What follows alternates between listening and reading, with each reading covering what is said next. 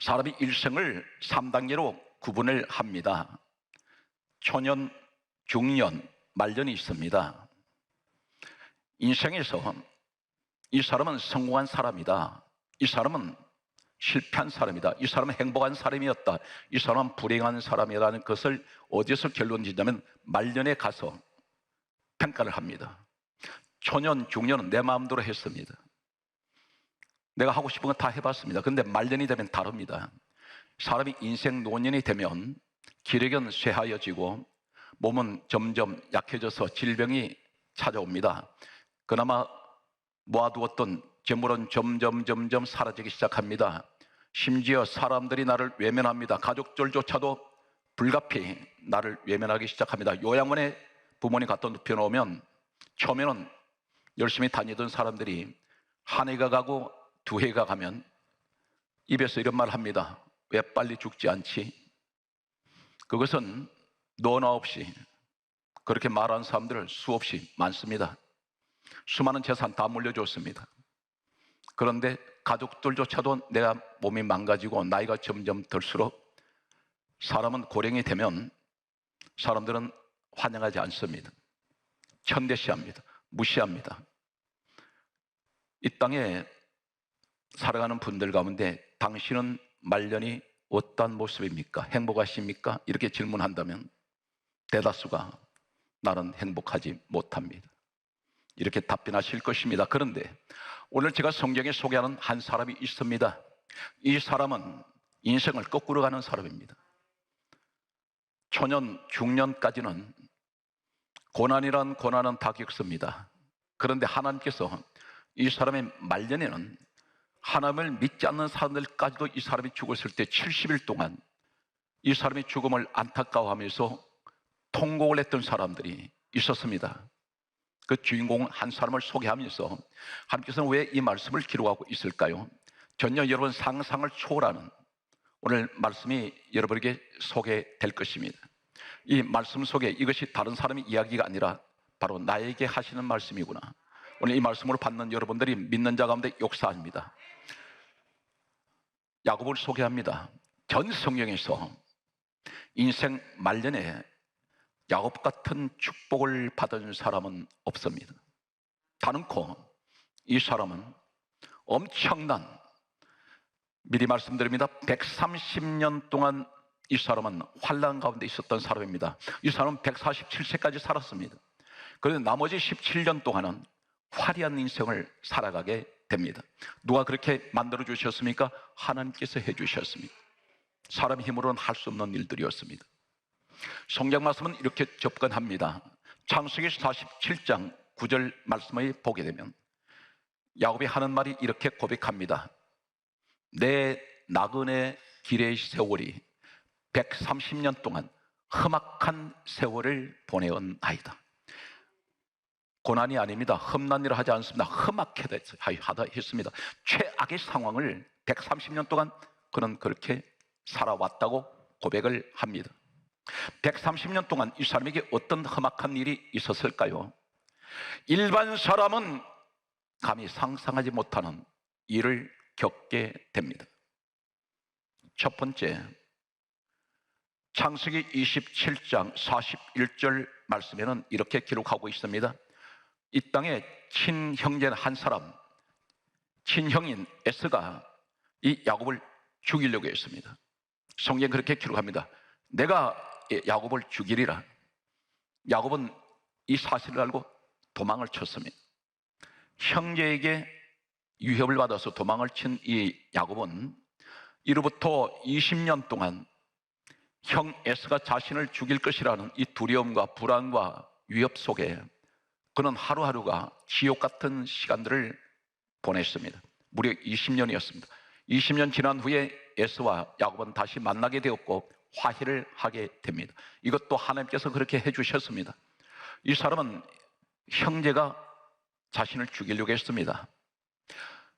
창세기 31장 29절 말씀을 소개합니다. 장인 라반이 이 사위 야곱을 해치려고 하고 있습니다. 이렇게 말합니다. 내가 너를 해할 능력이 내게 있다고 말합니다. 다른 사람이 아닌 장인이 그렇게 말합니다. 다시 말씀드려서 장인이 사위를 죽이려고 했습니다. 친형이 자신을 죽이려고 했고 사위 되는 자신을 장인이 죽이려고 했습니다. 이 사람 130년 동안 험악한 세월을 보냈다고 고백하는 그 내용 가운데 창세기 34장 2절 말씀에는 외동딸 디나가 백주에 대낮에 세겜이라는 남자한테 강제로 끌려 들어가서 겁탈을 당했습니다. 청천벽력 같은 충격을 받습니다.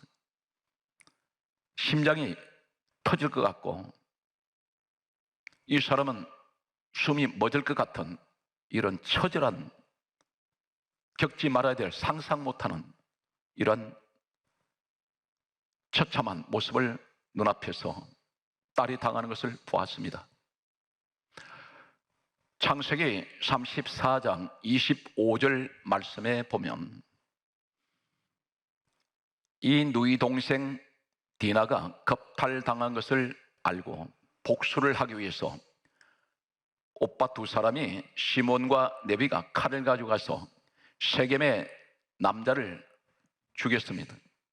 한 사람을 죽인 것이 아니라 성경은 세겜에 있는 모든 사람들, 남자를 다 죽였습니다. 큰 충격을 야곱은 받게 됩니다. 아들들이 살인자가 되었습니다.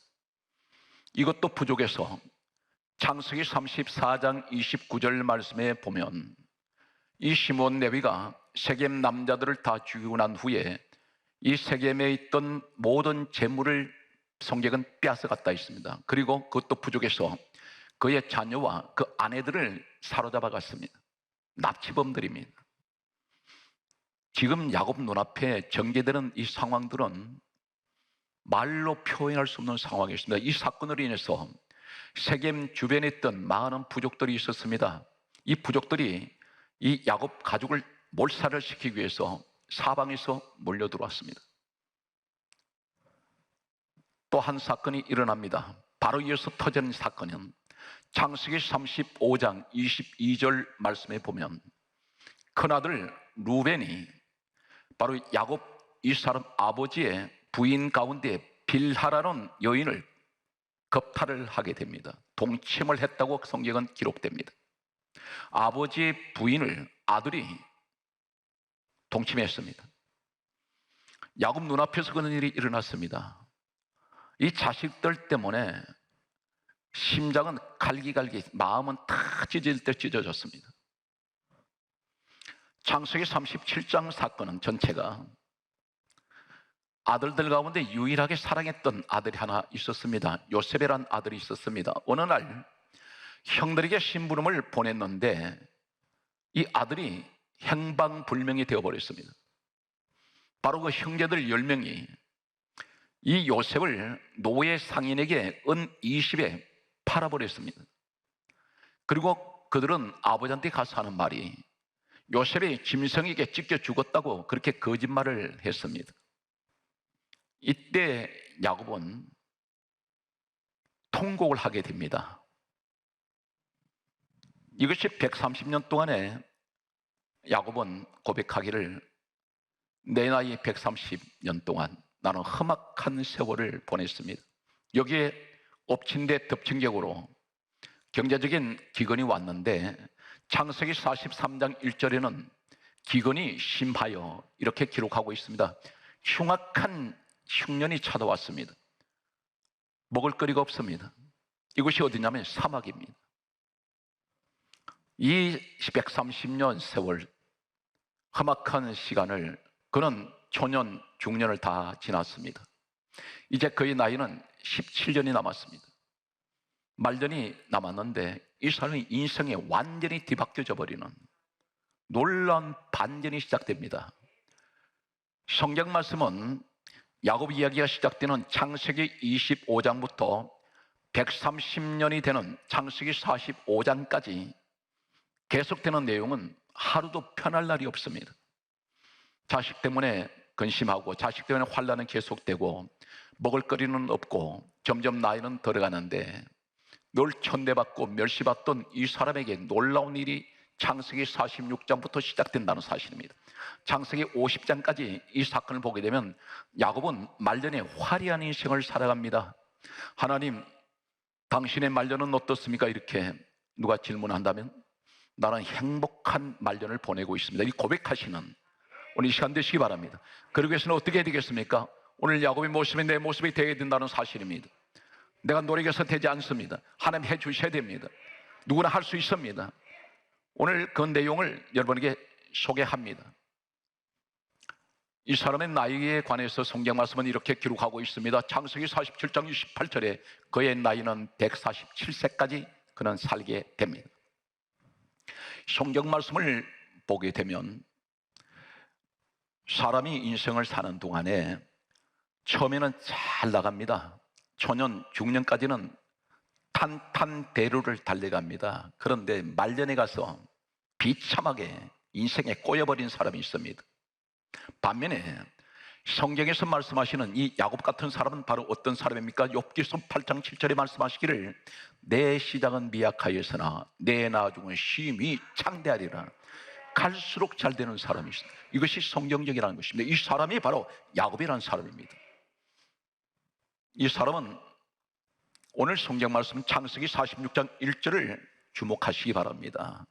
성경 말씀은 야곱 이름이 두 가지가 나옵니다. 1절에는 이스라엘이 모든 소유를 이끌고 부엘세바에 이르러, 성경은 이상한 말씀을 하십니다.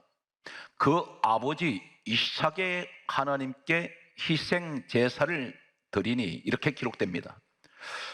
왜 아버지 이삭의 하나님을 할까요? 그런데 1절에는 이스라엘이라고 부르는데 창세기 46장 2절에 와서는 하나님이 이 야곱의 이름을 이렇게 부르십니다. 야곱아, 야곱아. 다정하게 부르시는, 이스라엘이라 부르시고 야곱이라 부르시는 의미는 무엇일까요? 이스라엘이라는 말은 창세기 32장 24절 이하에 보면 야복나루터에서 하나님께서 이 사람의 이름을 바꿔주신 이름입니다. 네가 나를 이겼다, 이겼다는 뜻입니다. 근데 부엘세바에 오는데 왜 이스라엘 이름 부를까요? 야곱이란 말은 발 뒤꿈치 잡은 자. 이 사람은 본래 이사야 41장 14절에 버러지 같은 너 야곱아, 인생이 버러지 같았습니다. 지렁이 같은 인생이었습니다. 그런데 성경은 이것을 이스라엘이라는 이름으로 부르고 있습니다. 어디로 갑니까? 부엘세바에 왔습니다. 왜 왔습니까? 하나님 앞에 제사 지내러 왔습니다. 그 제사가 예배입니다. 지금 야곱 상황이 무슨 상황이냐면 창세기 46장에 하나님 앞에 부엘세바에 와서 희생 제사를 드릴 때 이때 상황은 어떤 상황이냐면 13년이 넘도록 행방불명이 되었고 죽은 줄로만 알았던 요셉이란 아들이 살아있다는 소식을 들었습니다. 애굽에 있다는 것입니다. 그것도 그 당시에 최고의 강대국이며 가장 잘 사는 나라에, 가장 큰 나라에, 막강한 애굽이라는 나라의 국무총리가 되었다는 소식을 들었습니다. 이 사람 한시도 지체하지 않고 달려가야 됩니다. 보고 싶은 아들, 내 죽기 전에 봐야지. 바로 가야 됩니다. 그리고 가족들이 몇 명이냐면 부엘세바의 창세기 46장 1절에 부엘세바의 모든 소유를 이끌고 왔던 이때에 가족들이, 성경이 이렇게 강조합니다. 창세기 46장 26절에 며느리들 외에 66명이라 있습니다. 여기는 어린아이까지 포함되어 있습니다. 나이 많은 노인도 있을 것입니다. 며느리들까지 합치면 약 70명이 넘었을 것입니다. 그런데 그들이 이곳으로 왔다는 것입니다. 왜 왔습니까? 예배드리러 왔습니다. 지금 가장 급한 것이 무엇입니까? 13년 넘도록 행방불명이 되었던, 죽은 줄로만 알았던 내 가장 사랑하는 아들이 살아있다는 소식 들었는데, 국무총리 됐다는데 빨리 가야 합니다. 그런데 가질 않아요. 어디로 갑니까? 예배드리러 갑니다. 우리 모습은 어떻습니까? 집에 조금만 좋은 일 있다고, 무슨 행사만 있으면 예배 팽개쳐버립니다. 하나님께서 전 성경에 야곱을 통해서 가장 크게 감동받았던 사건이 바로 이 사건입니다. 하나님 보실 때 야곱의 가장 하나님께 큰 감동을 드렸던, 하나님이 가장 기뻐하셨던 그 사건이 오늘 소개됩니다. 우리는 무슨 집에 그 일도 중요합니다. 대소사가 있으면 주일 예배 빼먹어버립니다. 야곱 상황은 이보다도 몇백 배 더 상황이 중요합니다.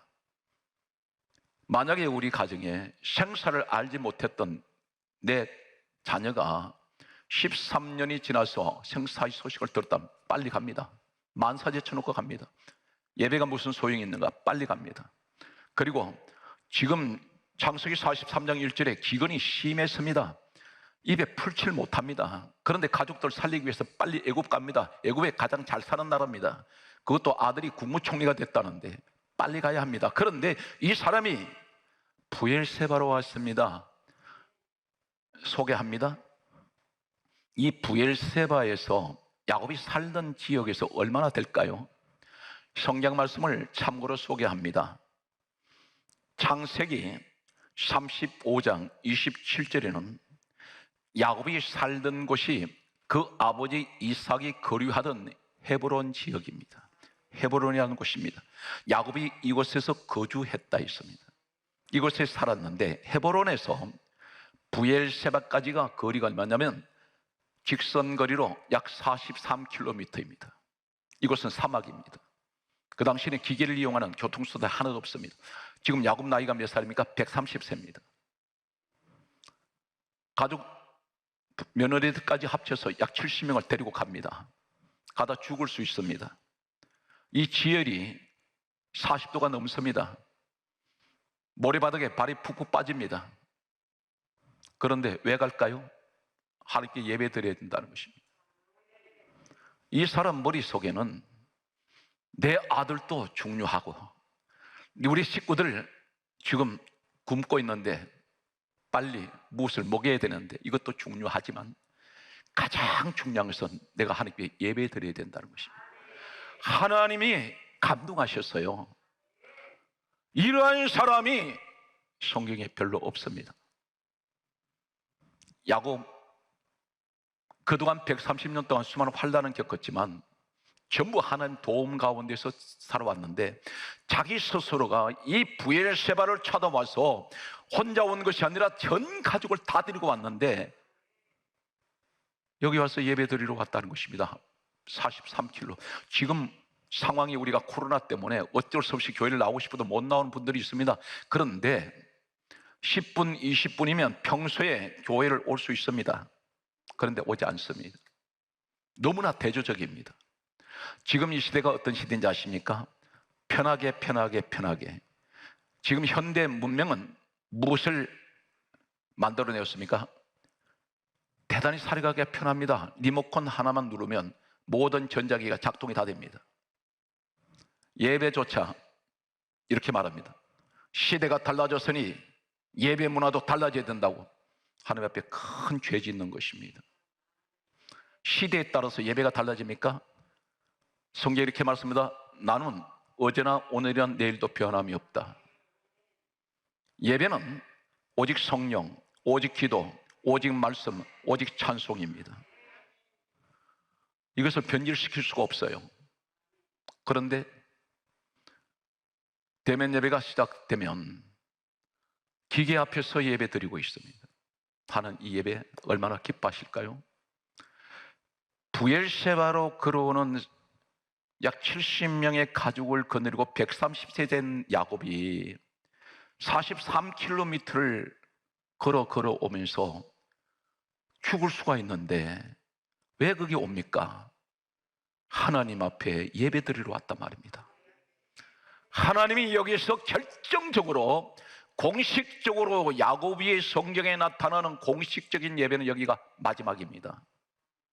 여기서 완전히 인생 역전이 되게 만듭니다. 하나님이 뒤집어 버립니다. 창세기 46장부터 50장까지 야곱이 이 땅에 살아가는 동안에 단 한 번도 그렇게 자식들 때문에 마음을 놓지 못했던 그가 자식 문제가 다 사라지고 가난 문제가 없어져 버리고 질병이 오지 않고 건강 장수의 복을 누립니다. 그리고 마지막 떠날 때에 하나님을 믿지 않던 애굽 사람이 야곱 죽을 때에 70일 동안 이 야곱의 죽음을 슬퍼하면서 곡을 했습니다. 하나님 믿지 않는 사람들까지도 70일 동안 통곡을 했던 바로 그 사람이 야곱입니다. 가장 화려한 인생 소개합니다. 왜 브엘세바일까요? 이 브엘세바 제단이 있습니다. 예배 제단인데 어떤 유래를 가지고 있습니까? 야곱에게는 3대의 믿음을 얘기한다면 아버지 이삭이 있습니다. 할아버지 아브라함이 있습니다. 그런데 창세기 21장 22절에서 34절 말씀을 보게 되면 할아버지 아브라함이 브엘세바 이곳에서 예배드렸습니다. 기도했습니다. 그 자리에 섬겼던 자리예요. 그런데 그 아들 이삭이 창세기 26장 23절에서 25절을 보게 되면 바로 브엘세바 아버지가 예배드렸던 자리에서 예배드립니다. 그때 하나님이 이렇게 말씀합니다. 이삭의 하는 말씀이 창세기 26장 24절에 나는 너의 아버지 아브라함의 하나님이다. 여기서 아버지 얘기를 해요. 아버지는 세상 떠나고 없는데 아들이 예배드린 자리가 하나님은 누구를 생각하시냐? 너 아버지가 여기서 예배드린 거 내가 기억난다. 야곱이 브엘세바에서 예배를 드립니다. 그런데 성경이 이렇게 말씀합니다. 본문이 창세기 46장 1절에 브엘세바에서 그 아버지 이삭의 하나님께 희생 제사를 드리니 2절에 야곱아 야곱아 하나님 부르세요. 그러면서 3절에 뭐라고 말씀하는지 아십니까? 나는 너의 아버지의 하나님이니. 이상하잖아요. 아들이 예배드렸더니 그 자리에 예배드렸더니 하나님이 나는 너 아버지 하나님이야. 이삭이 예배드렸더니 나는 너의 아버지 아브라함의 하나님이야. 3대가 한 제단에서 같이 예배드렸단 말입니다. 여러분들이 가장 행복한 사람이 누군지 아세요? 한 교회에서 3대가 예배드립니다. 손자가 나와서 그 장소에서 예배드렸더니 하나님 뭐랬는지 아세요? 나는 너의 아버지 하나님이야. 네 아버지가 그 자리에서 기도했어. 너 아버지 생각난다. 너 아버지가 그 교회에서 나한테 예배드렸던 기억난다.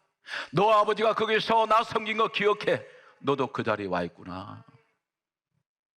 얼마나 행복한지 아세요? 꼭 아들이 엎드릴 때 예배드린 장소에서 꼭 하나님 말씀합니다. 나는 너의 아버지 하나님이다. 3대가 믿으면 이런 말이 있습니다. 하나님을 3대만 잘 믿어버리면 발등에 불 떨어지는 일이 없다. 그런 말 해요. 대충 하나님 예배드린 거 기뻐하실 것 같습니까? 우리 하나님 전능하세요. 무서운 분이세요. 불꽃 같습니다. 교회에는 많은 숫자가 있지만 내가 진실로 찾는 자가 보이지 않는다 말씀하세요. 예배는 모든 신앙이 총결산하는 자리입니다. 여기는 말씀이 있고 기도가 있고 찬송이 있고 믿음이 있어요. 성경 말씀은 이렇게 기록합니다. 야곱은 그 일생이 대표적인 사건 3가지를 보게 되면 창세기 28장 10절에 보면 이 사람 문제만 나면 꼭 교회로 와요. 그 베델이었습니다.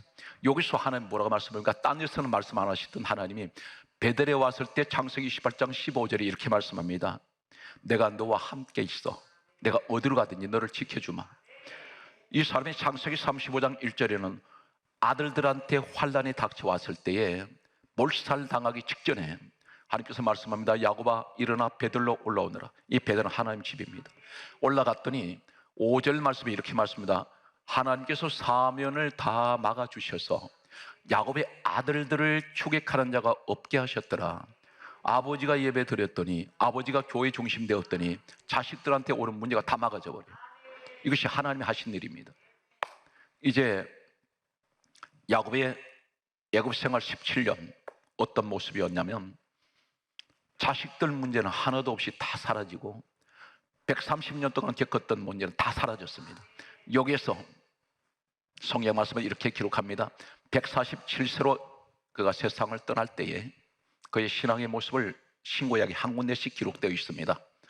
창세기 49장 33절 말씀 보게 되면 야곱은 죽을 때에 발을 침상에 모으고 하나님께 예배 드리면서 죽었습니다. 숨졌다 했습니다. 여기서 발을 침상에 모은다는 말은 유대의 관습은 사람이 죽을 때 발을 침상에 모으는 것은 한나로 모으는 것은 예배입니다.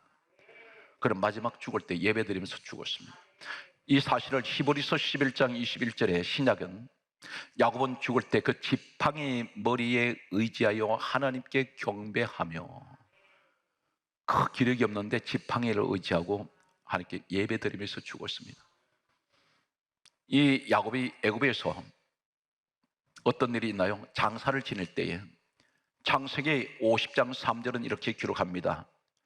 하나님을 믿지 않는 애굽 사람들이 야곱의 죽음을 애도하여 70일 동안 곡을 했습니다. 통곡을 합니다. 화려한 인생을 말년에 그는 살고 갑니다. 그가 살았던 곳은 애굽에서 와서 창세기 47장 1절에 고센 땅입니다. 이 고센이라는 곳이 어떤 곳이냐면 후손들에게 훗날에 출애굽 시대가 왔을 때 어떤 축복이 옵니까? 창세기 말씀이 끝나고 출애굽기 9장 26절에 보게 되면 고센 땅에는 애굽 전역이 우박이 쏟아져 가지고 모든 농작물들이 다 망가졌을 때에 농사 지은 것마다 하나도 거둘 것이 없습니다. 그런데 고센 땅에는 우박이 내리지 아니하였더라. 자연재앙이 오질 않아요. 하나님 지키는 자리입니다. 성경 말씀은 출애굽기 10장 22절에서 23절에는 애굽 전역이 캄캄한 흑암으로 덮어버렸습니다. 그런데 성경 강조합니다. 고센 땅에는 빛이 있었더라. 이 빛이 바로 누굽니까? 말씀의 결론입니다. 요한복음 8장 12절에 예수님이 세상의 빛이 되십니다. 예수 그리스도의 빛이, 생명의 빛이 비추고 있습니다. 사랑하는 성도 여러분, 초년 중년을 지나갑니다. 말년이 가장 아름다운, 가장 축복받은 여러분이 되시기를 주의 손으로 축원합니다.